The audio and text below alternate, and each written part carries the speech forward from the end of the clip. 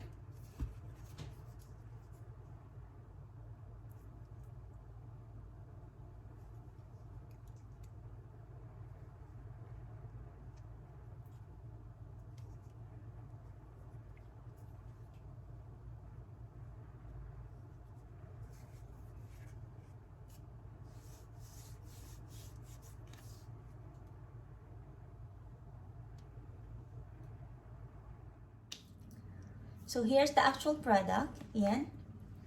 Look at this. It's very beautiful. They're very pretty, very classy design of sandals. Yeah, I know right now it's already August, but these sandals were given to me as a gift. So I had them last May pa, month of May. So yeah, thank you for that someone who gave these sandals with me. I really love it. It's really beautiful. It's really classy. It's very simple yet elegant. Yan. I think this sandal is made of full leather from top until the bottom or until the sole. Yan. It is made of leather, so I think this is very delicate and very hard to use if you don't use protection with it.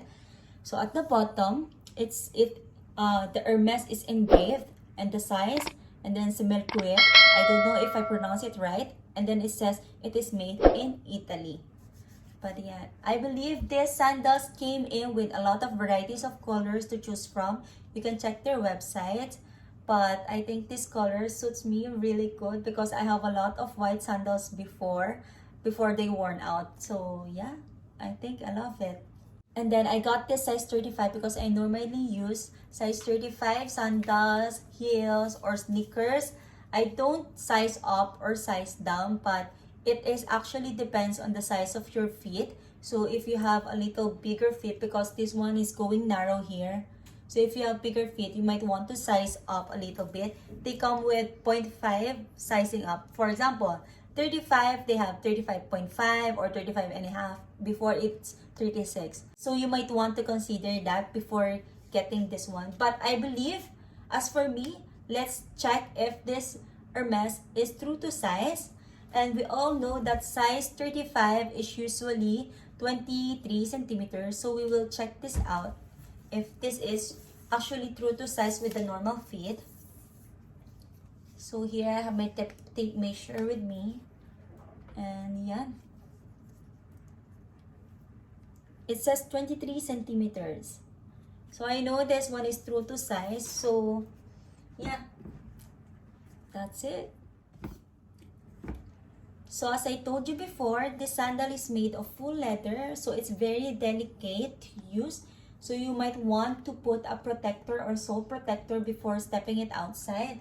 So here with me, I have sole protector from Preserve PH. I bought this on the Instagram, so I will just put the link of this one again. It came with the sole protector and a scissor already. So we just open it. Grabe, ang ganda ng packaging. Love it. Look at that. Oh. Okay. Here, it have an installment guide or installment instruction. It says, number 1, clean. Number 2, dry it out. Number 3, remove the cover. And then stick. And then cut. And then you're done and your shoe is ready to use. Now, let's start installing the sole protector. We have a pair of shoes, our sole protector, and a pair of scissors. The first thing that we need to do is to clean or wipe the sole of our shoes to make sure that it is free from debris or any dirt. You may use your shoe cleaner, but as for me, I just wipe it out with a clean tissue because the shoe is already brand new.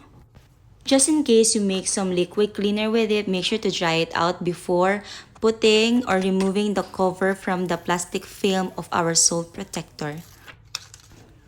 Now, slowly, you may stick the sole protector to our shoe sole. Make sure there are no bubbles left, so you may press using your hands or other things to smoothen the surface. We don't want any bubbles on our shoes.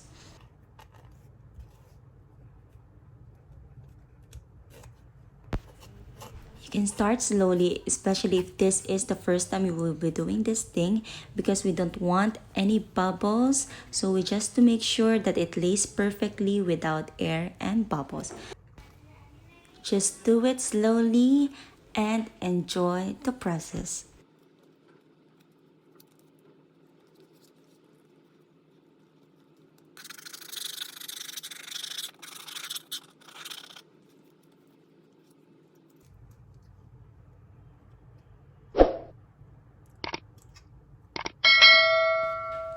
Now it's cutting time. Please be careful while using your pair of scissors. We don't want to get hurt by doing this thing. All we need to do is to cut the leftover or the excess sole protector using this pair of sharp scissors, and make sure to do it slowly just so that we don't get hurt.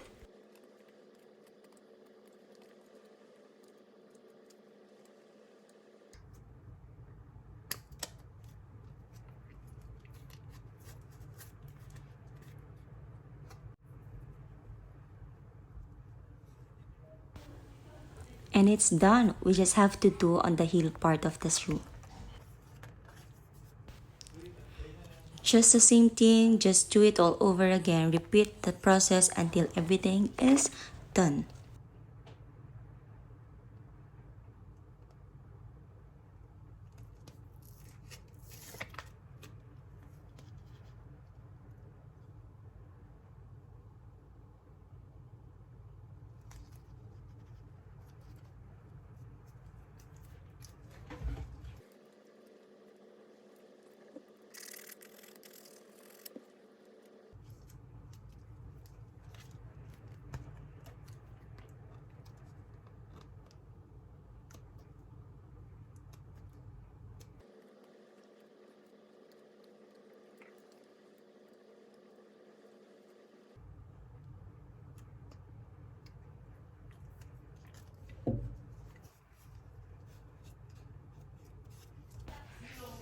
Now we're done. Compare it with the other pair of shoes. Look how protected our shoe is now. Now your sole is now preserved and is ready to impress.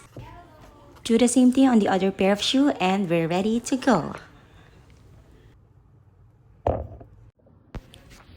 Since my sandals are already protected with sole protectors, here I am landing my feet on it. Look at how simple yet classy and elegant this may look. Yan. I really love how it looks on my feet. I hope you do too.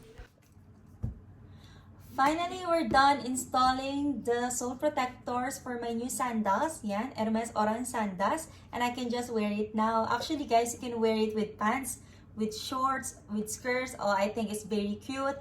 With dresses. Oh, I think it's very gorgeous. Or with any outfit that you wanted to use, as long as you're happy with it.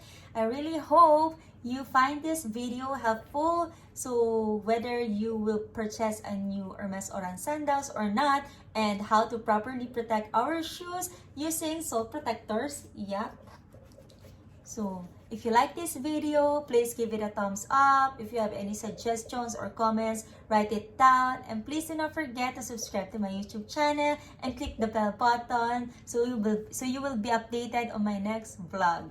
Thank you so much, guys, for watching my video. I really do appreciate it. Please take care outside and I'll see you on my next video. Bye! Mwah!